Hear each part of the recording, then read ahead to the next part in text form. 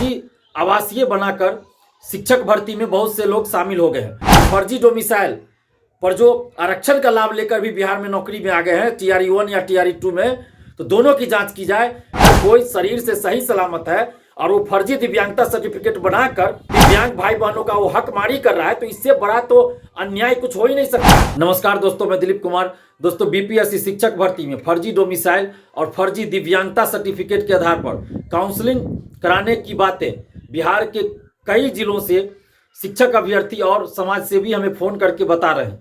इन लोगों का कहना है कि बिहार के वैसे जिले खासकर जो अन्य राज्यों की सीमा से सटे हैं, वहां फर्जी आवासीय बनाकर शिक्षक भर्ती में बहुत से लोग शामिल हो गए हैं और उसमें भी आरक्षण का लाभ भी वो लोग ले लिए हैं। जैसे कि यूपी हो, झारखंड हो, उन राज्यों के जो वैसे जिले जो बिहार के जिले से सटे हैं और वहाँ के कुछ अभ्यर्थी जिनके रिश्तेदार बिहार में हैं, यानी कि उन जिलों से सटे जिले जो बिहार के जिले हैं वहाँ उनके रिश्तेदार हैं, तो वहाँ से उन्होंने SC, BC या EBC का फर्जी सर्टिफिकेट बना लिया है, कास्ट सर्टिफिकेट, और आवासीय भी फर्जी बिहार का बना लिया और इस आधार पर वो आरक्षण का लाभ लेकर बिहार में शिक्षक भर्ती में शामिल हो गए। बहुत से लोग सफल भी हो गए हैं, TRE 1 में भी और TRE 2 में भी।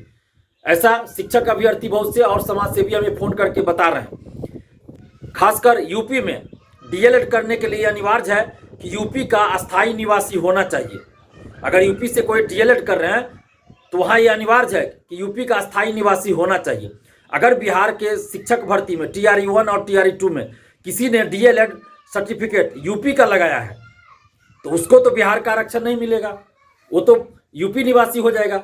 अगर कोई अभ्यर्थी यूपी से DLED किया है और वहाँ के DLED का ये नियम है कि यूपी का अस्थायी निवासी होना चाहिए, तो वैसे अभ्यर्थी बिहार का तो निवासी नहीं हो सकते, बिहार के अस्थायी निवासी नहीं हो सकते। तो इस आधार पर भी जांच की जानी चाहिए, क्योंकि बहुत से अभ्यर्थी, बहुत से समाज सेवी हमें फोन करके बता रहे हैं कि ऐसी भी घटना हुई है कि DLED वो किए हुआ है यूपी से और बिहार में वो आरक्षण का लाभ लेकर SC में हो, EBC या BC में भी उनका सिलेक्शन हो गया। बहुत से ऐसे अभ्यर्थी है, जैसा कि हमें फोन करके अभ्यर्थी और समाज सेवी बता रहे हैं। तो इन मामलों की जांच होनी चाहिए, खासकर वैसे जिले जो अन्य राज्यों की सीमा से सटे हुए हैं, तो वहां पे ये घटना ज्यादा हो रही है।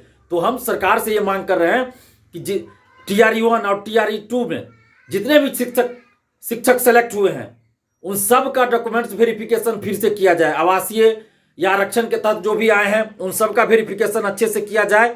फिंगरप्रिंट वाली, थंब इम्प्रेशन वाला जांच तो हो ही रहा है। इसके लिए हम बिहार सरकार को धन्यवाद देते हैं, शिक्षा विभाग को धन्यवाद देते हैं कि फर्जीवाड़ा को पकड़ा जा रहा है। जो फर्जीवाड़ा करके आए उनको बाहर किया जा रहा है, पकड़ा जा रहा है। इसके लिए बिहार सरकार को धन्यवाद भी देते हैं, क्योंकि हम लोग लंबे समय से ये मांग कर रहे हैं कि फर्जीवाड़ा को रोका जाए।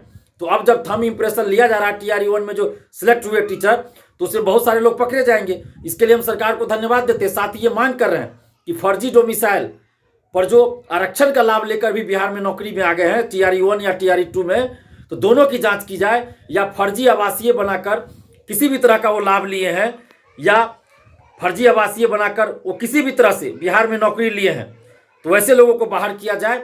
और दिव्यांगता सर्टिफिकेट, विकलांग सर्टिफिकेट भी फर्जी बनाकर लोग नौकरी लिए हैं, वो बिहार के भी निवासी हैं, वैसे लोगों ने भी किया है, फर्जी डॉक्यूमेंट्स बनाया है, फर्जी दिव्यांगता सर्टिफिकेट बनाया है। और बिहार से बाहर के लोगों ने भी, बहुत से लोगों ने फर्जी दिव्यांगता सर्टिफिकेट बनाकर TRE 1 और TRE 2 में इसका लाभ उठाया है। हम जैसा कि बहुत सारे अभ्यर्थी और समाज से भी हमें अलग अलग जिलों से फोन करके ये बता रहे हैं। तो इसमें कितनी सच्चाई है इन दोनों बातों में कि फर्जी डोमिसाइल और फर्जी दिव्यांगता सर्टिफिकेट पे TRE 1 और TRE 2 में लोग फायदा उठाए हैं और सिलेक्ट हो गए हैं, तो इस बात में कितनी सच्चाई है, इसकी जांच शिक्षा विभाग बिहार सरकार को करानी चाहिए।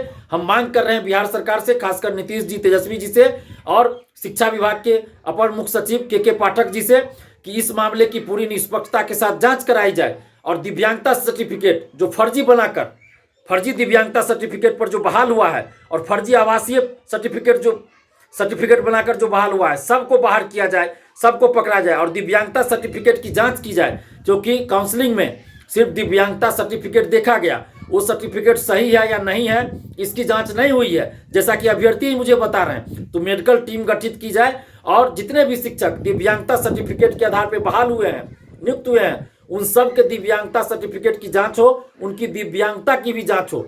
अगर कोई शरीर से सही सलामत है और वो फर्जी दिव्यांगता सर्टिफिकेट बनाकर दिव्यांग भाई बहनों का वो हक मारी कर रहा है, तो इससे बड़ा तो अन्याय कुछ हो ही नहीं सकता, इससे बड़ा अमानवीय कृत्य कुछ हो ही नहीं सकता, इससे बड़ा कुकर्म, इससे बड़ा पाप कुछ हो ही नहीं सकता।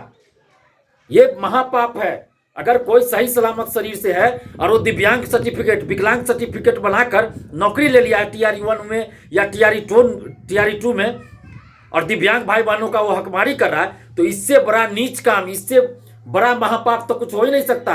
ऐसे लोगों को जल्द से जल्द जांच करके बाहर किया जाए। हम बिहार सरकार से मांग कर रहे हैं कि फर्जी डोमिसाइल और फर्जी दिव्यांगता सर्टिफिकेट पर जितने भी लोग बाहर हुए हैं सबकी जांच की जाए, पूरे मामले की जांच की जाए, सर्टिफिकेट की जांच की जाए, और जो भी लोग फर्जी डॉक्यूमेंट्स पे बहाल हुए हैं, चाहे वो फर्जी डोमिसाइल लगाकर बहाल हुए हो या फर्जी दिव्यांगता सर्टिफिकेट लगाकर बहाल हो, सबको बाहर किया जाए, क्योंकि ये बिहार के युवाओं के साथ अन्याय है। देशवा न्यूज पर वीडियो देखने के लिए लाइक करें, सब्सक्राइब करें, साथ ही बेल आइकन दबाना न भूलें।